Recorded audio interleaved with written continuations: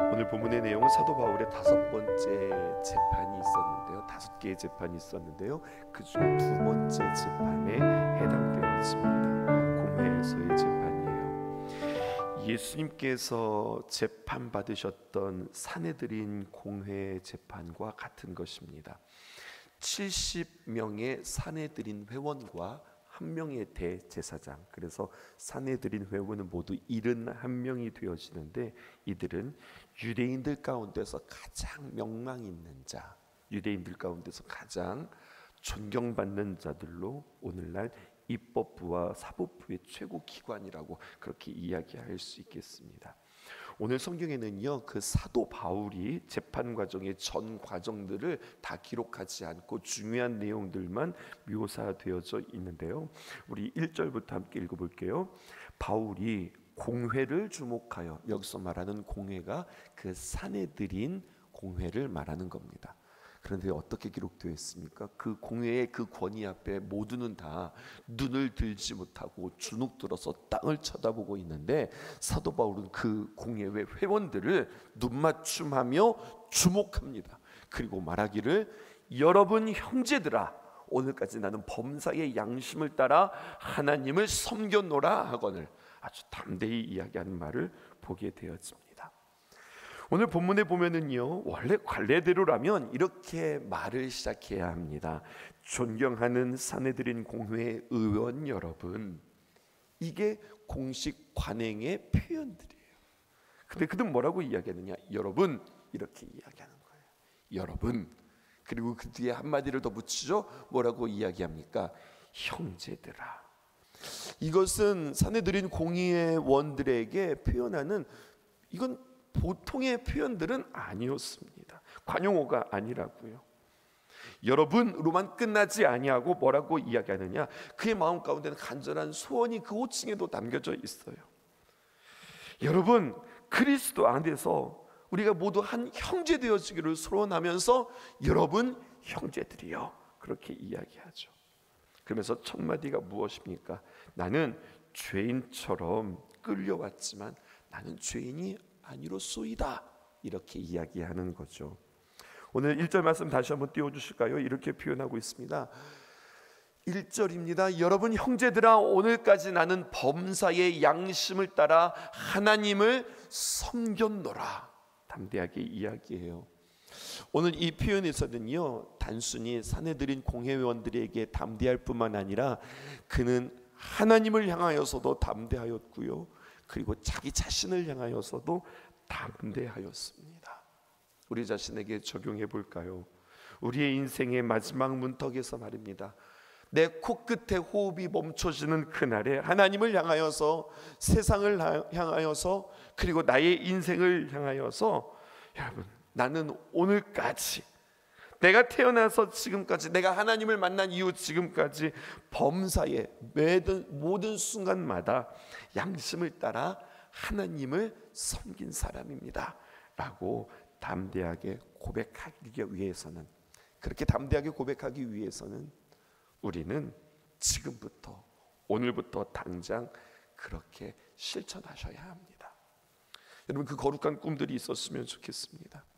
내가 마지막 내 코끝에서 호흡이 끝나는 그날, 주님 오라고 부르시는 그날에 나의 인생을 회고하며 나는 담대할 수 있기를 위하여 오늘부터 그날을 준비하는 겁니다. 어떻게 가능할까요? 성령님이 우리 곁에 계시니 가능합니다. 성령님은 우리에게 위로자 되시고 도움 되시는 조력자 되시고 우리의 인생을 이끄시는 인도자 되십니다. 그 성령님께서 우리에게 그 고백을 하게 하실 거예요. 이러한 진지한 사도 바울의 고백에 유대인들이 반응합니다. 어떻게 반응하느냐? 2절 보실게요. 함께 읽어보십시다.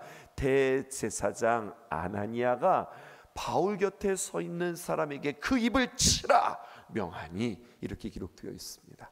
오늘 정보를 주지요. 그것이 무엇이냐면 그 당시에 산헤드린의 대제사장의 이름이 누구였다고 그래요? 아나니아라고 그래요. 우리는 아나니아라고 하는 이름을 전에 사도행전의 전반부에서 만나본 바 있습니다. 아나니아와 삽비라 할 때 그 아나니아 있죠. 이름이 같아요. 아쉽게도 아나니아라고 하는 이름 가지고 성경에서는요 썩 좋은 모습으로 우리에게 표현되어지지 않아요. 주후 48년에서 59년까지 그는 대제사장의 일을 감당했는데요. 역사가 요세푸스의 기록에 의하면 그는 정치적으로 헤롯 왕에 의하여서 선출된 그리하여서 로마 제국과 아주 긴밀한 관계에 있었던 사람인데요. 그의 기록에 의하면 그는 탐욕스럽고 포악하였으며 성전의 헌금을 함부로 횡령하고 폭력과 자신의 어떤 입장에서 반한다면 살인도 불사하는 대제사장인데 아주 잔인한 인간으로 역사가 요세푸스는 기록하고 있습니다. 그가 명령합니다. 누구에게 명령하느냐? 바울 곁에 있는 사람들에게 그의 입을 치라, 이렇게 명령하는 거예요. 그 입을 갖다가 치라는 이야기예요. 여러분, 유대인들의 문화 가운데 있어서 입을 치는 것, 그것은 한 인격에 대한 최대의 모욕이었다고 합니다. 로마 문화는 달라요. 로마 문화에 있어서 가장 치욕스럽고 그리고 한 사람에 대한 가장 최악의 모독은 얼굴에 침을 뱉고 그리고 뺨을 때리는 거였다고 그래요. 근데 여러분 생각나는 거 있으세요? 예수님께서 로마 병정들에 의하여서 브라이도리온에서 예수님은 얼굴에 침을 뱉고 침뱉음을 당하고 그리고 갈대로 그 얼굴을 이렇게 치게 되었다. 그러한 고초를 받았던 것을 우리는 보게 되었죠. 어디에서요? 브라이도리온에서요. 여러분 이거 한번 메모해 보시겠어요? 이 브라이도리온이 오늘 사진 띄워드리겠습니다. 그 로마 군대에 있어서 제가 전에 보여드렸던 사령관의 본부이기도 하고요, 빌라도 총독의 관저이기도 하고, 이곳이 바로 안토니아 탑입니다. 안토니아 요새라고도 이야기하죠. 전에 우리가 계속해서 지금 월요일부터 쭉 올라왔던 그 안토니아 요새의 층계에서 유대인들이 반발하고 지금 이 안토니아 요새, 다시 말하여서 그 빌라도의 총독의 관저에 들어가서 지금 사도 바울이 고난당하고 있는 모습이에요. 그 모형을 또 한번 보여드릴까요? 엊그제 여러분들에게 보여드린 모습인데, 저렇게 그 사각형으로 이루어진 건물에 망루가 서 있고 그곳에서 다른 곳을 이렇게 쳐다볼 수 있는 그러한 성루가 되어지기도 하고, 그리고 빌라도 총독의 관저이기도 합니다. 그런데 여러분, 이곳이 바로 예수님께서 사형 언도를 받으셨던 장소였는데, 이곳에서 지금 오늘 사도 바울이 고통당하고 그리고 오해받고 예수님과 똑같은 핍박을 받고 있어요. 그럼 여러분 이게 어떤 묵상이 되냐면 이런 거예요. 지금 사도 바울이 예수님과 똑같은 장소에서 예수님과 똑같은 오해와 그리고 예수님과 똑같은 핍박을 받고 있음을 사도 바울은 알아요. 이곳에서 지금 많은 유대인들과 예수님도 똑같이 대제사장과 그리고 빌라도 총독에 의하여서 고난당했던 그 장소에서 자신이 지금 이렇게 핍박과 어려움을 받는다고 하는 이것을 알 때에 여러분, 그에게는 새로운 각오, 새로운 다짐, 그리고 새로운 힘이 있었을 겁니다.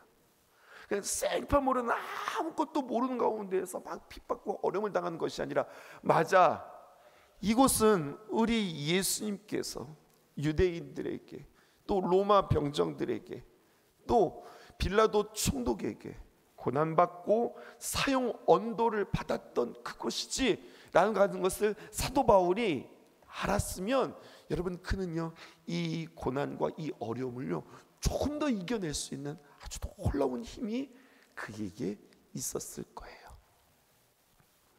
우리가 성지순례를 가게 되어지면 비아돌로사, 슬픔의 길이라고 하는 그 순례의 길을 걷게 되어지는데, 그 순례의 길의 시작점이 바로 이 안토니아 요새부터 시작되었습니다. 참 우리에게 의미가 있는 거죠. 여러분, 우리 삶 가운데도 그렇게 적용해 볼까요? 그 누군가가 우리의 신앙에 참 좋은 모델이 되었을 때, 맞아, 그때 그 장로님 그곳에서 그렇게 고백하고 그렇게 이야기하셨었지. 맞아, 우리 권사님 그곳에서 그렇게 기도하시고 그렇게 일하셨지. 이 강대상에서 말입니다. 이 강대상에서 수많은 귀한 목회자들이 하나님의 귀한 말씀들을 감당하고 그 일들을 주님 앞에서 아름답게 섬길 때, 맞아, 이곳은, 이 강대상은 많은 이들이 하나님 앞에 눈물 뿌리며 기도하며 정말로 그의 모든 헌신들을 다 주님 앞에 쏟아 놓으며 눈물과 땀방울을 흘렸던 그 귀한 자리지. 이렇게 우리가 알게 되었으면요, 이것이 우리의 마음 가운데, 그 뒤를 따라오는 사람의 마음에 다시 한번 다짐과 용기와 힘과 각오가 생겨진다고요. 눈길을 걸을 때 함부로 걷지 말라고요. 그 누군가에게 그 걸음이 좋은 이정표가 되어지고 그 걸음이 그 누군가에게 똑같은 걸음이 되어진다고요. 우리의 인생이 그렇게 되어지기를 주님의 이름으로 축복합니다. 누군가에게 힘이 되어지고 각오가 되어지고 용기가 되어지는 그 거룩한 인생의 흔적이 우리 안에 있게 하옵소서. 기도하는 저와 여러분들 되어지기를 주님의 이름으로 축복합니다. 그때 사도 바울이 담대하게 또 이야기하죠. 3절입니다. 무엇이라고 이야기하는가 보았더니 바울이 이르되 회칠함담이여, 이렇게 이야기합니다. 하나님이 너를 치시로다. 내가 나를 율법대로 심판한다고 앉아서 율법을 어기고 나를 치라 하느냐. 대제사장에게 아주 담대하게 이야기하지요.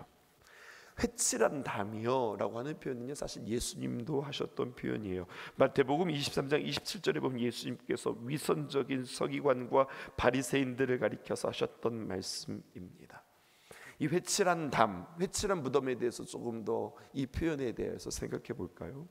유대 사회에서 말입니다. 여기에는 그 계절이 우기와 건기로 나뉘어진다고 하였죠. 우기가 끝나면, 다시 말해서 장마가 끝나면 말입니다, 그동안 비가 많이 내려서 잘 정비되지 못한 무덤들이 훼손되어지고 사체가 드러나는 일들이 있었답니다. 근데 그것들이 아무렇게나 방치되어서 사체가 드러난 그 무덤에 하얗게 횟가루를 뿌려서, 이곳은 무덤을 지금 이렇게 장식하고 치장하는 것이 아니라 무덤을 하얗게 표시하는 거예요. 이유는 그것입니다. 사체를 가까이 하면 부정하게 되어진다고 하는 유대의 관습과 율법에 따라서 이곳에 가까이 오지 마십시오. 지금 이곳에는 그 시체가 지금 드러나 있습니다.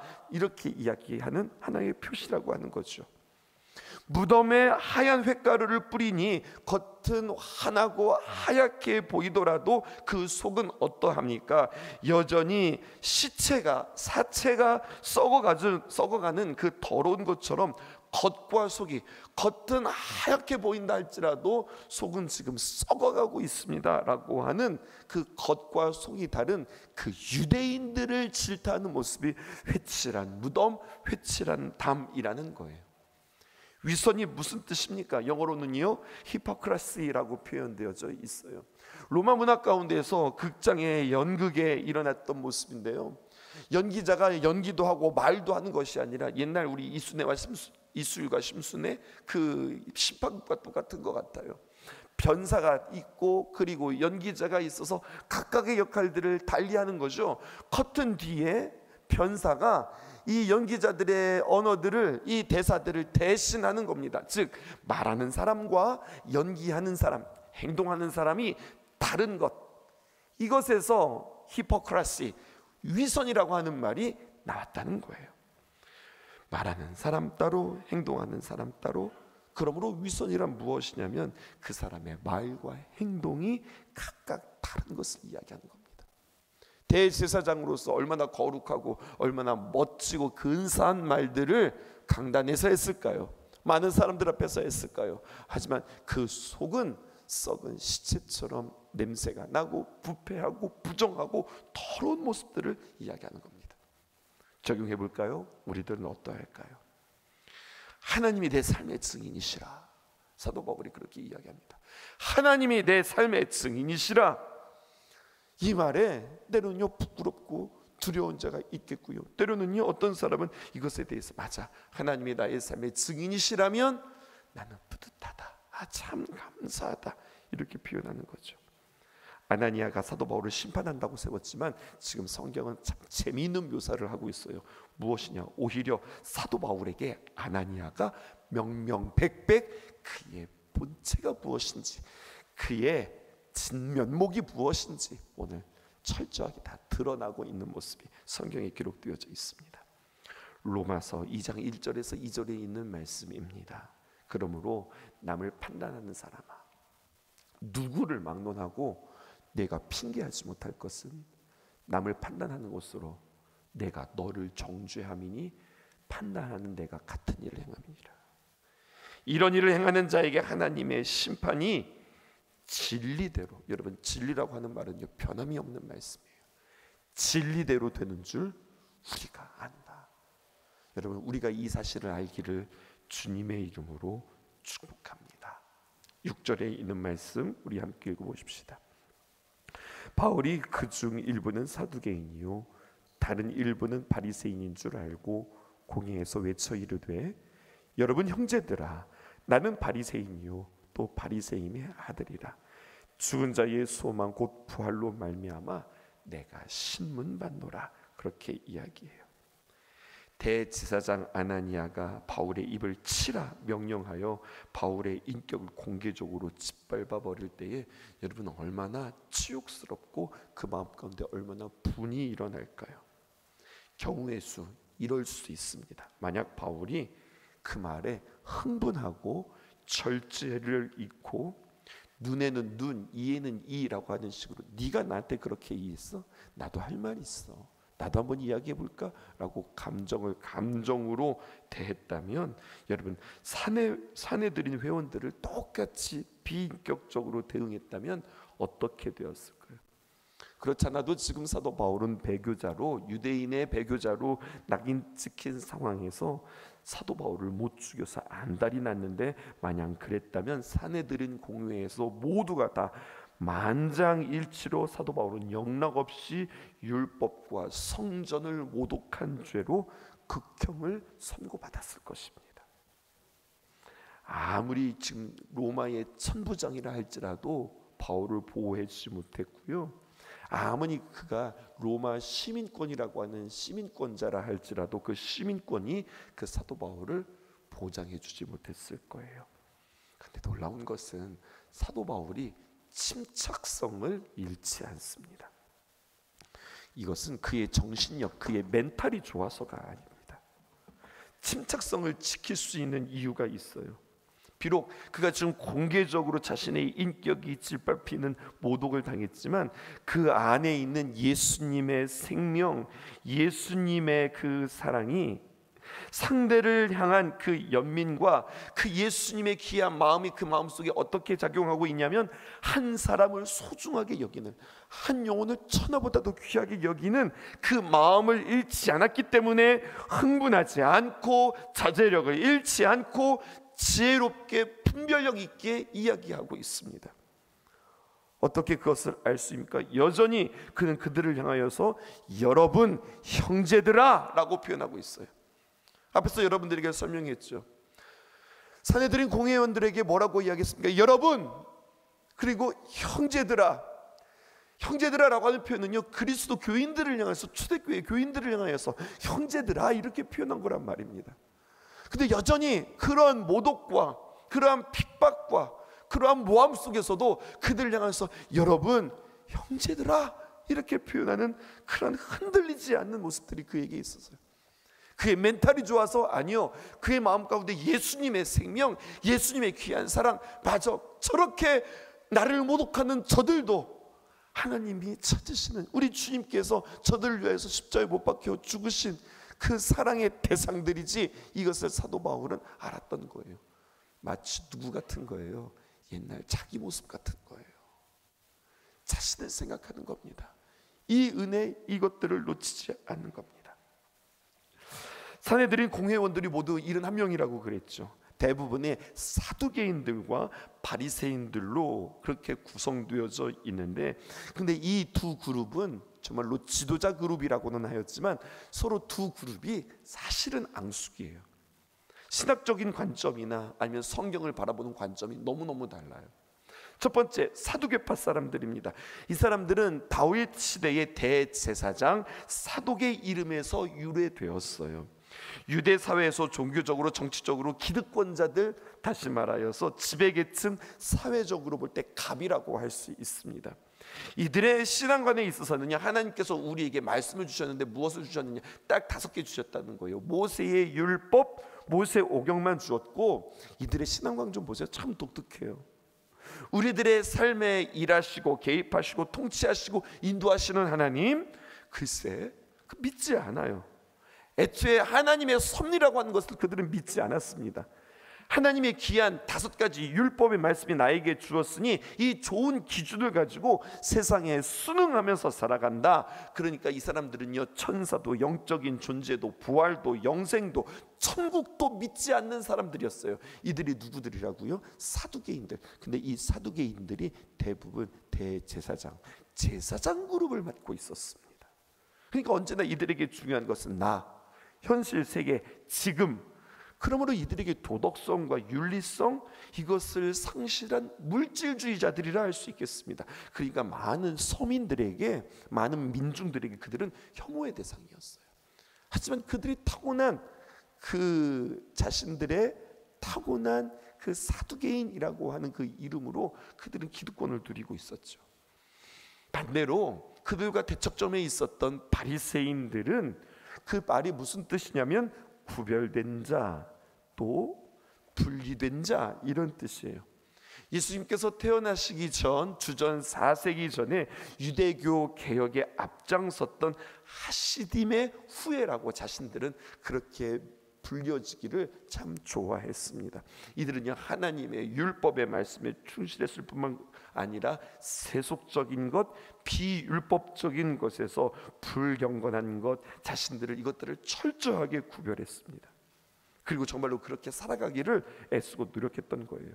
그렇게 바리새인이라고 불리는 것에 대하여서 예수님은 참 그들을 질책하셨지만 그들은 그 바리새라고 하는 이름을 참 좋아했고 자부심을 가졌고요.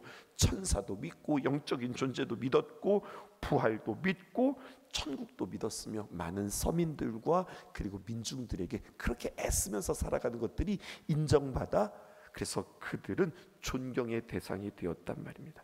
그러니까 둘 다 완전히 다른 신학적 관점을 가지고 있었어요. 근데 여러분, 오늘 말씀을 읽으면서 제가 질문하고 싶어요. 사도 바울은 이걸 알고 그랬을까? 모르고 그랬을까? 알고 그랬으면요, 이것은 하나님의 지혜고, 모르고 그랬으면 이것은 하나님의 은혜예요. 사도 바울이 지금 뭐라고 이야기하는가? 그 산헤드린 공회원들을 위하여서, 거기도 어떤 그룹과 어떤 그룹이 모여졌다고요? 사두개파와 바리새파가 모였는데 그들 앞에서 이렇게 이야기하는 거예요. 6절 하반절 보십시다.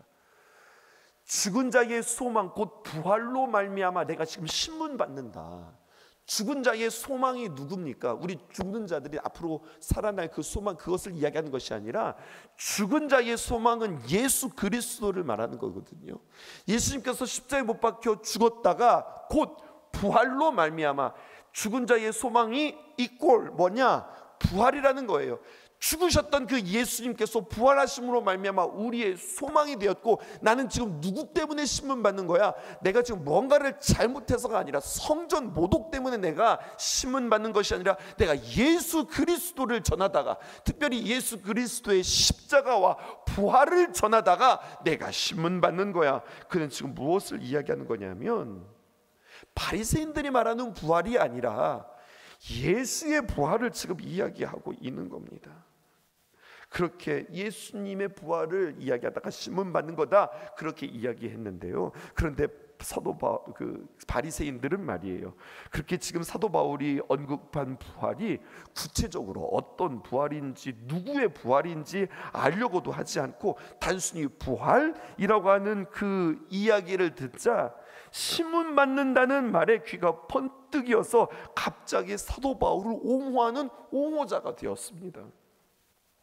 이와 같이 바리새인들의 집단적인 바울의 옹호와 부활의 옹호에 사두개인들은요 가만히 있을 수 없죠. 갑자기 부활 이야기를 하니까 그 무슨 부활을 이야기하느냐, 또 사두개인들이 그 안에서 싸우고 있어요. 갑자기 사내들인 공회원이 두 부류로 나뉘어서 그들이 지금 싸우게 생겼습니다. 9절에서 10절 보십시오. 지금 도대체 이게 무슨 상황인가 보십시다. 9절입니다. 크게 떠들며 바리새인 편의 몇 서기관이 일어나, 본문 띄워주셔야 돼요. 다투어 이르되 우리가 이 사람을 보니 악한 것이 없도다. 혹 영이나 혹 천사가 그에게 말하였으면 어찌하겠느냐 하여 바리새인들이 막 그를 지금 옹호하는 이야기입니다. 또 10절 보십시다. 어떻게 생겼습니까? 큰 분쟁이 생겼다. 그 회의 안에서 좀 큰 분쟁이 생겨서 지금 자기들끼리 지금 싸우고 있는 거예요. 그때 천부장이 바울을 그들에게서 찢겨질까 하여 군인을 명하여 내려가 무리 가운데서, 야, 안 되겠다, 저 바울 좀 뺏어 가지고 와라. 그래서 그 가운데서 빼앗아 가지고 영내로, 안토니아 요새로, 관저로 들어가는 이야기가 성경이 기록되어져 있고, 그렇게 오늘이 말씀이 마무리되어집니다. 사내들인 공회 사도 바울을 신문하기 위해서 소집되었는데요. 그러나 사도 바울은 그것을 통하여서 예수님을 증언할 기회라 여겨지고, 만일 기회에 이 사도 바울이 변증하고 사도 바울이 설교하고, 그리고 이들이 정말로 경청하면서 사도 바울의 말을 들었으면 어쩌면 하나님께서 그들까지도 예수 그리스도의 보혈을 통하여서 구원하시려는 구원의 계획이 그들에게 있었는데, 자신들의 각자의 진영, 각자의 신념, 각자의 신학에 따라서 자신들의 주장을 떠드는 바람에 하나님의 복음을 들을 수 없을 뿐만 아니라 그 기회를 놓치는 아쉬운 이야기, 그리고 자기들끼리 치고받고 싸우는 이야기가 오늘 성경에 기록되어져 있어요. 결국 성경의 표현은 무엇입니까? 천부장이 그들 가운데서 그들을 빼앗았죠. 하나님께서는 소위 위대 사회에서 날아가는 새도 떨어뜨린다고 하는 정말로 무소불위의 사내들인 손에서 지금 기가 막히게 하나님의 귀한 지혜로 사도 바울을 빼앗아내는 말씀이 성경에 기록되어져 있어요. 요한복음 27장에서 29절에 있는 말씀 우리가 읽고 마치실까요? 함께 읽어보십시다. 시작. 내 양은 내 음성을 들으며 나는 그들을 알며 그들은 나를 따르느니라. 내가 그들에게 영생을 주노니 영원히 멸망하지 아니할 것이요 또 그들을 내 손에서 빼앗을 자가 없느니라. 29절. 그들을 주신 내 아버지는 만물보다 크심에 아무도 아버지 손에서 빼앗을 수 없느니라. 아멘이십니까? 하나님의 거룩한 자녀된 우리를 그 어떤 누구도 주님의 귀한 손에서 우리를 빼앗을 수 없다. 이 표현이 오늘 성경에 요한복음에 2번이나 기록되어져 있고, 그렇게 천부장을 통하여서 그들 가운데서 뺏어오시는, 너무나도 어떻게 보면 참 재미있는, 싸우려고 했다가 심판하려고 했다가 자기들끼리 막 치고받고 싸우는, 다 하나님께서 일하시고 섭리하시는 이 이야기가 성경에 기록되어져 있어요. 우리의 삶에 이 하나님의 귀한 손길이 있음을 믿으며 담대하게 나아가신 저 여러분들 되어지기를 주님의 이름으로 축복합니다. 기도 제목 읽고 우리 마칠까요? 마지막 날 양심을 따라 하나님을 섬겼음을 담대히 고백하기 위해서 오늘 나는 준비하게 하소서. 남을 판단하는 것으로 내가 정죄되어짐을 알고 말과 행동이 절제된 삶을 살아가게 하소서. 나의 주장을 고집하고 떠드는 바람에 하나님의 음성을 놓치는 자 되지 않도록, 놓치지 않는 자 되게 하여 주옵소서. 기도하는 저 여러분 되기를 주님의 이름으로 축복합니다. 기도하겠습니다.